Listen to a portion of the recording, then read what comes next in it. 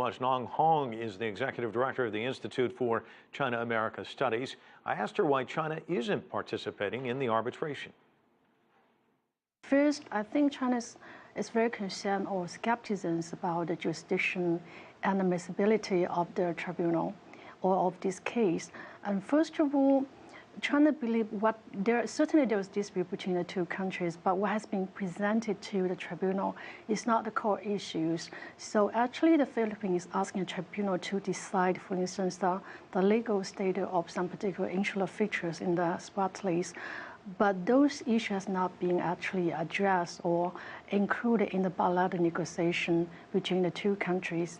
And also, because China believes that one of another arguments, China believes that China and the Philippines has agreed to solve their dispute through bilateral negotiation and also through the mechanism of DOC signed by China and ASEAN in 2002. And there is not enough exchange between the two countries, which is obligation under international law before a country can actually bring another country to a third-party forum.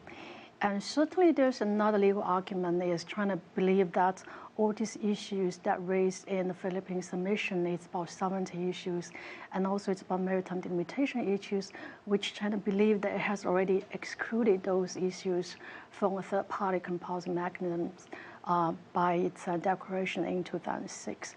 This is the legal argument, but there is also other reason that China believes, for instance, it believes it has its own way to solve the problem based on different legal codices. Do you see any solution to the South China Sea issues? And I think back to the deal. I mean, this has been percolating for some time now, and in some cases, and sometimes it's other countries involved.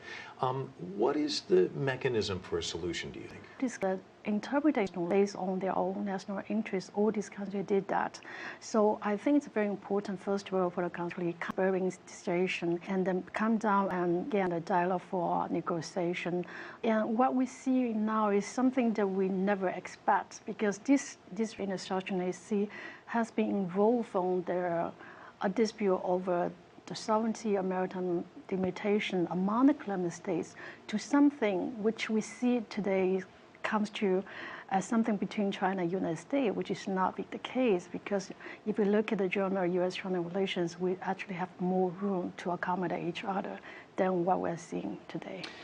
Back in 2005, because you bring up the U.S. lost 2 cases in the International Court of Justice and reacted rather angrily as well. This is not uncommon for a country to kind of dig in their heels either before or after. Is the U.S. playing a constructive role in all of this, or are they kind of ginning things up? Can they play more of a positive role in all of this? They say they don't want to get involved, and yet here they are with their ships and their planes. Yes. Well, from the Chinese perspective, I think China welcomed the United States' presence in the South China Sea, and also hoping that the United States should play a constructive role. And what we're seeing now is that because the two countries, they do actually have different perspectives on some particular issues, whether a country should adopt a third-party forum or a country should actually look at a way to solve the problems among themselves. And also China and the United States, they differ from each other about understanding the legitimacy of military activities in a country's EEZ.